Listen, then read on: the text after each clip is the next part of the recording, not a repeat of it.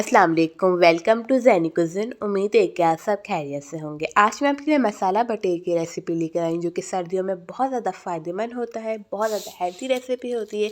सर्दी में इसे लाजमी ट्राई किया करें क्योंकि जो है बहुत ही आसान तरीके से इसे रेडी कर सकते हैं और बहुत ज़्यादा फ़ायदेमंद है। बहुत ही ज़्यादा सिंपल रेसिपी है इसकी। तो चलते हैं मसाला बटेर की रेसिपी की तरफ। हमें किस तरीके से इसे रेडी करना है।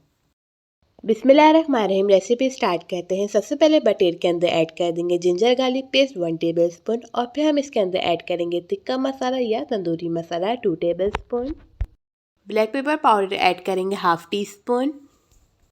2 से 3 टेबलस्पून ऐड कर देंगे दही, जिसके अंदर मैंने ऑरेंज फूड कलर ऐड किया है। इसे अच्छे से मिक्स करके हम दही को ऐड कर देंगे और दही डालने के बाद इसे अच्छे से मिक्स कर लेंगे।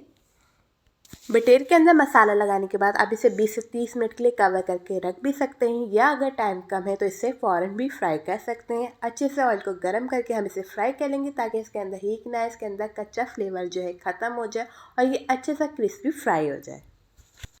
बटेर को फ्राई करके अलग निकाल लेंगे। फिर ऑयल के अंदर ऐड करेंगे एक प्याज का और इसे अच्छे से लाइट गोल्डन फ्राई कर लेंगे।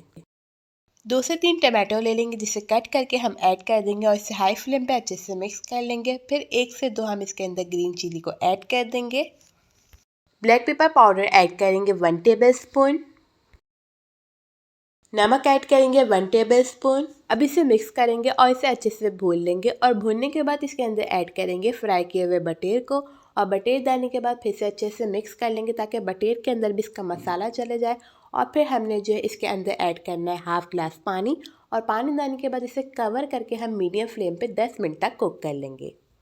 10 मिनट हो गए हैं और बटेर अच्छे से कुक हो गए हैं, मसाला भी अच्छे से भुन गया। अब हम फ्लेम को ऑफ करेंगे, ऊपर से ऐड करेंगे हरा धनिया और इसे सर्व करेंगे। बहुत ही ज़्यादा मज़ेदार और हेल्दी रेसिपी और बहुत ज़्यादा इजी रेसिपी है। आपने इसको लाजमी ट्राई करना है। उम्मीद करती हूँ आपको ये रेसिपी अच्छी लगे और अगर आपको हमारी रेसिपीज अच्छी लग रही है तो मेरे चैनल को करें सब्सक्राइब, ज़्यादा से ज़्यादा लाइक करें एंड शेयर करें। मिलती हूँ आपके साथ नई रेसिपी के साथ। जब तक के लिए अल्लाह हाफिज़।